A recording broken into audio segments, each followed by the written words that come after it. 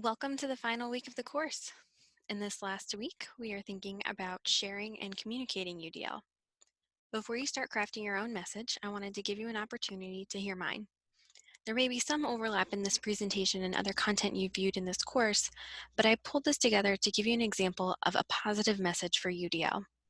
Your elevator pitches should only be 1 to 2 minutes, but in this presentation, I wanted to share with you some of the talking points and strategies I use when discussing UDL, so it's a bit longer. UDL is a student-centered approach to learning that supports the development of all learners in a high-quality learning environment.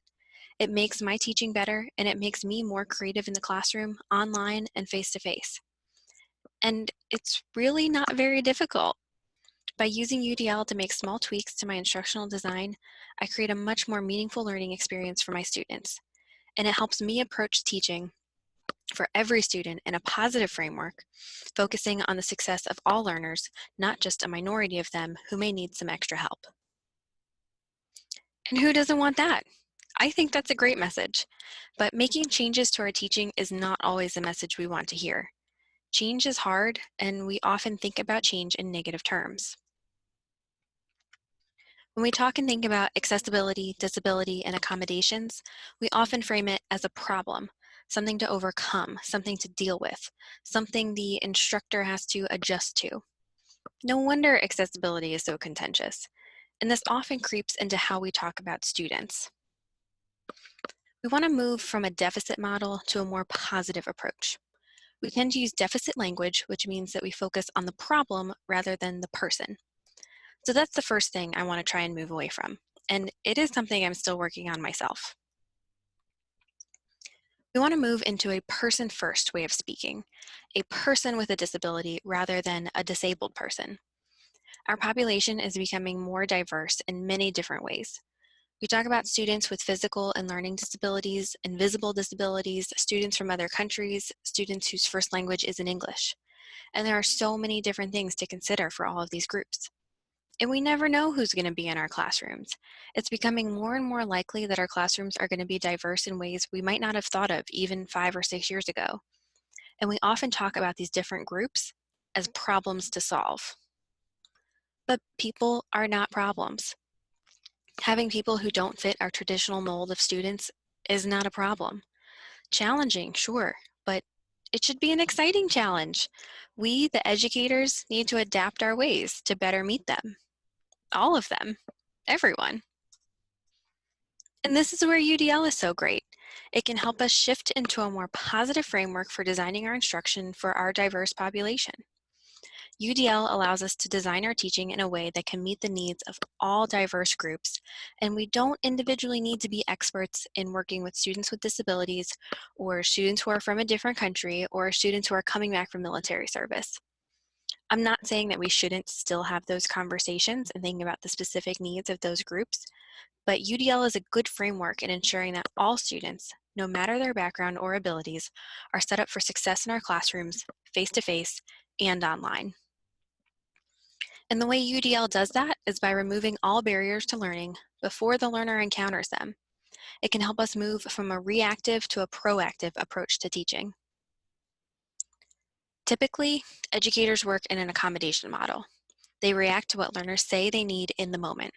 For example, a student with dyslexia says that they need more time to take tests because it takes them longer for their brain to process the letters and words on the paper, so we accommodate them by allowing them to stay after class to finish their test.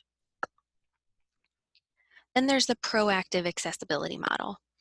Perhaps you know some basics about accessibility and you make sure that you use appropriate colors and you use Arial or Verdana typeface to mitigate issues for students with color blindness or dyslexia.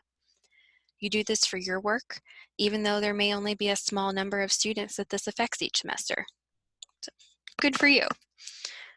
And you're all in this class because you're bought into the idea. You want to help your students succeed. But there are others out there who may be less passionate than you and don't really understand the diversity in learners, or really just don't think they have the time to invest in making their courses accessible. You try to get your colleagues to embrace these practices of accessibility, but you get pushback. I hear often that there just isn't enough time for that, especially when it only helps a minority of learners. I've seen that in some of your discussion board posts in this class. The return on investment just isn't enough for some educators. So why go and change the font on all of my handouts just in case there's the off chance of a student with dyslexia taking my class? So many educators fall back onto the accommodation model, or a blend of the accommodation and the proactive accessibility model. Either way, both educators and students can get frustrated trying to work through these processes.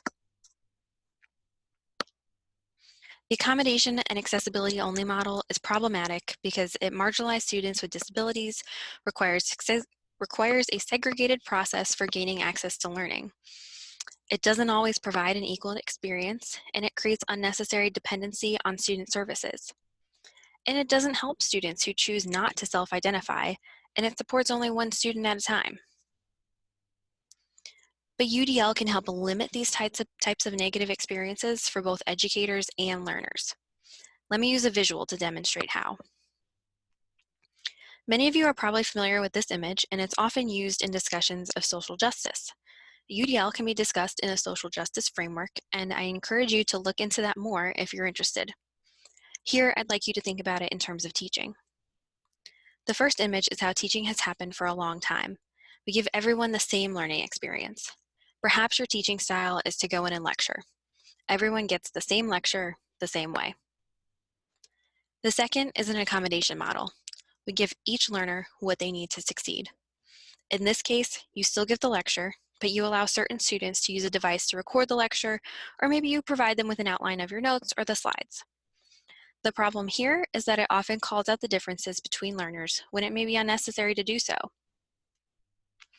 The third image demonstrates the UDL model. We start off by making sure there is not a barrier from the start. Maybe you still give a lecture, but you provide an outline at the beginning of class. You record the lecture using a tool like Panopto, which makes an accessible video of the lecture for students to use later. You probably have an outline for yourself already, so that's not really any additional work. And Panopto is intentionally designed to make it easy for instructors to record their classes. A little bit of work, yes, but it's work up front. You won't need to go back later and work individually with students who request additional support. And it protects the students who need those videos or captions by allowing them to remain anonymous by not needing to use their assistive devices in the classroom in real time. So we're not going to get into a discussion of whether or not lecturing is a good teaching method, but I use that as an example because that's how many faculty still teach. You may not be able to get them to change to a more active learning model, but you might be able to get them to take steps in UDL, even if they are still lecturing. UDL is a framework for thinking about how to make your classes more accessible and inclusive for everyone. There's no prescription or step-by-step guide to doing it, which can make it more appealing to educators who kind of like to do their own thing in the classroom. You can still embrace your unique teaching identity and academic freedom, but use UDL to help you be more flexible and inclusive in how you meet your teaching goals. So explore UDL. It focuses on the what, the why, and the how of learning, generally for everyone. Because UDL focuses on the what, the why, and the how of learning, it becomes a way for us to be purposeful, proactive, and reflective in our teaching and instructional design. Discussions around accessibility and students with special needs do not need to be negative. Taking a proactive and inclusive approach to accessibility benefits all learners. Think about what type of language is going to work in your environment. Are you ready to switch from reactive to proactive? Can you begin moving from deficit language to positive and inclusive discussions? Once you have your message and you become comfortable with that framework, I encourage you to start using it with other people on your campus.